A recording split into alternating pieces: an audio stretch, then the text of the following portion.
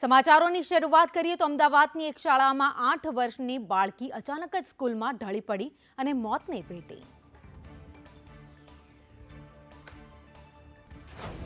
અમદાવાદની ઝેબર સ્કૂલમાં એક 8 વર્ષની ત્રીજા ધોરણમાં ભણતી વિદ્યાર્થીની અચાનક ઢળી પડી અને મોતને ભેટી। આ ઘટનાના સીસીટીવી સામે આવ્યા છે, જેમાં જોઈ શકાય છે કે બાળકો જઈ રહ્યા છે ત્યારે આ બાળકી બેચેન થવા લાગે છે અને થોડી આગળ જઈને બેન્ચ પર બેસી જાય છે અને ત્યાં જ ઢળી પડે છે। શરૂઆતમાં તો શિક્ષકોનું એ બાળકી તરફ ધ્યાન જ નથી જતું, પણ ત્યારબાદ વિદ્યાર્થીઓ સાથે શિક્ષકો તેના તરફ દોડી આવે છે। બાળકી ઢળી પડ્યા બાદ હોસ્પિટલ ખસેડાઈ, પણ તબીબોએ તેને મૃત જાહેર કરી। 8 વર્ષીય ગાર્ગી દાદા દાદી સાથે અમદાવાદમાં રહેતી હતી। મૃતક વિદ્યાર્થીનીના પિતા મુંબઈમાં રહે છે અને માતા તેને મળવા મુંબઈ ગઈ હતી। પોલીસ તમામ એંગલથી તપાસ કરશે, જોકે સ્કૂલ દાવો કરી રહી છે કે બાળકીને કાર્ડિયાક અરેસ્ટ આવ્યો, જ્યારે પોસ્ટમોર્ટમ રિપોર્ટમાં સામે આવ્યું છે કે તેના આંતરિક ઓર્ગનમાં કોઈ ખામી હતી। બનાસકાંઠા જિલ્લા વિભાજનમાં બટેંગે તો કટેંગેની એન્ટ્રી થઈ છે। દિયોદરમાં પૂર્વ ડીઆઈજી લક્ષ્મણસિંહ વાઘેલાએ નિવેદન આપ્યું। બનાસકાંઠા જિલ્લાનું વિભાજન થયું ત્યારથી જ ચર્ચામાં છે। ઠેર ઠેર વિરોધ પ્રદર્શનો થઈ રહ્યા છે। ભાજપ કોંગ્રેસ એકબીજા પર પ્રહાર કરી રહ્યા છે, તો ક્યાંક નારાજ સ્થાનિકોએ બંધ પાડીને વિરોધ નોંધાવ્યો છે।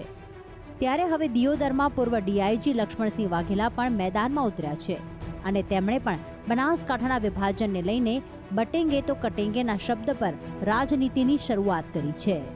હું તો લોકોને એટલું જ કહીશ, દિયોદર તાલુકાના લોકોને, આજુબાજુના તાલુકાના લોકોને, કે મોદી સાહેબે કહેલું કે એક રહેંગે તો સેફ રહેંગે, બટોગે તો કટોગે।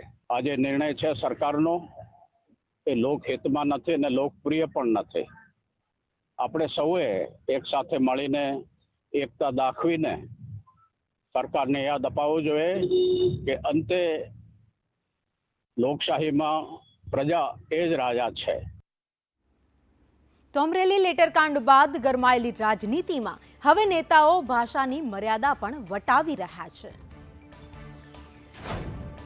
અમરેલી લેટરકાંડમાં હવે કોંગ્રેસના નેતા ભાન ભૂલ્યા છે।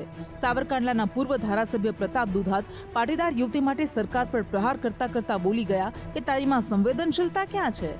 નાનું મગજ ભારતીય જનતા પાર્ટીના ડિબેટમાં બેસવા વાળાને મેં ગઈ કામ કીધું કે 8 દિવસથી ભાઈ તારું નાનું મગજ કાઢી લીધું, ગોખાવેલી વાત તું ડકરી બોલ્યા કરશો, સંવેદનશીલતા સંવેદનશીલતા સંવેદનશીલતા। મેં તારી માં સંવેદનશીલતા છે ક્યાં? હું ગોતું છું। પ્રતાપ દુધાતના શબ્દો પર રાજનીતિ ગરમાઈ। ભાજપ પ્રવક્તા યજ્ઞેશ દવે કહ્યું, તમે જે બેન દીકરીની તમે પંચાયત કરવા નીકળ્યા છો, તો બેન દીકરીની પંચાયત કરવા જ નીકળ્યા છો એટલા માટે શબ્દ વાપરું છું કે એનો જો બચાવ કરવા નીકળ્યા હોય તો કોઈની માં અને કોઈના પર આવા અંગત પ્રહાર ન કરો। કે પ્રતાપ દુધાત અપશબ્દો માટે જાણીતા છે।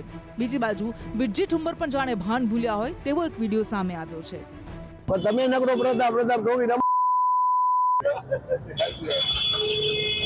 તમે નગરો પ્રતાપ ઠોકી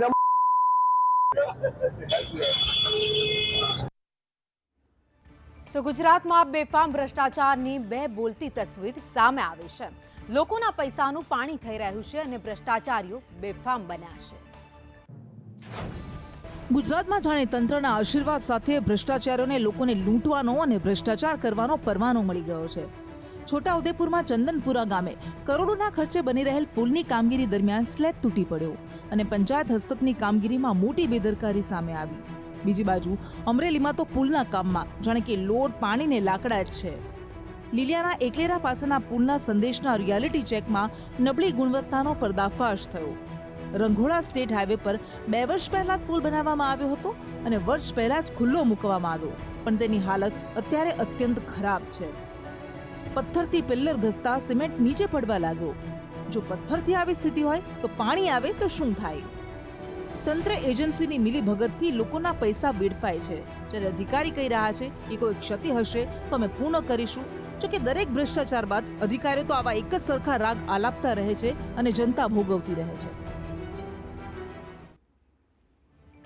સાંસદ મનસુખ વસાવા ફરી એકવાર જાહેર મંચ પરથી અધિકારીઓ પર વરસ્યા છે। અધિકારીઓને ટકોર કરતા વસાવાએ કહ્યું કે મંત્રી ભાનુબેન પાસેથી કંઈક શીખવું જોઈએ।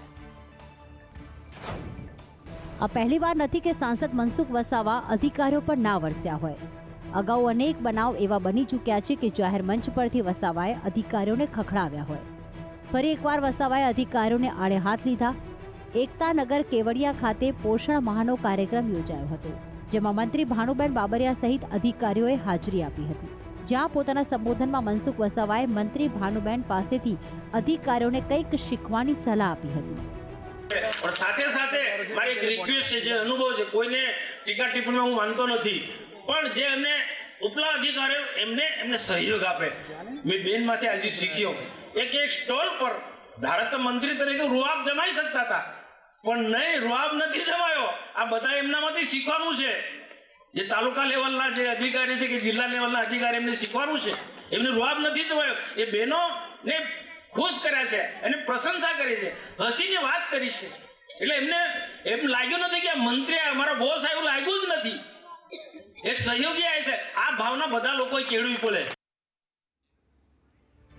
તો 29માં અલગ બિલ પ્રદેશ માંગણી કરતા ધારાસભ્ય ચૈતર વસાવાના નિવેદન બાદ આદિવાસી પટ્ટી પર રાજકારણ ગરમાયું છે.